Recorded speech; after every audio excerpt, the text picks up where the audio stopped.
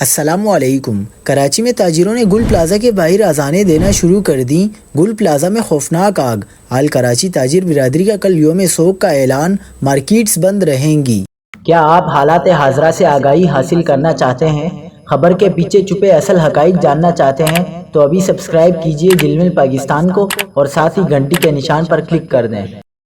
آپ کو بتاتے چلیں کہ کراچی میں گل پلازا میں رات گئے بھڑکنے والی خوفناک آگ کے نتیجے میں تاجروں کو اربوں روپے کا نقصان پہنچا، جسے بجھانے کے لیے جہاں فائر بریگیڈ سرگرم رہی، وہیں تاجروں نے بلڈنگ کے سامنے آذانیں بھی دیں۔ جب آگ کے کسی صورت بجھنے کے آثار نظر نہیں آئے اور عمارت میں پڑنے والی گہری دراڑوں کے باعث صورتحال مزید سنگین ہو گئی تو فائر بریگیڈ حکام نے متاثرہ عمارت کو خطرناک قرار دے دیا۔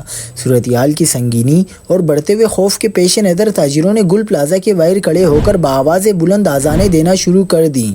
آذانوں کی گونج نے پورے علاقے کو غم اور کرب میں مبتلا کر دیا۔ ہر آنکھ اشبار اور ہر دل لرزتا ہوا نظر آیا۔ دوسری جانب گل پلازا میں آتش زدگی کے افسوسناک واقعے کے باعث آل کراچی تاجر برادری نے کل بروز پیر یوم سوگ منانے کا اعلان کر دیا ہے۔ تاجر برادری کے مطابق یوم سوگ کے دوران کل کاروباری سرگرمیاں معطل رہیں گی۔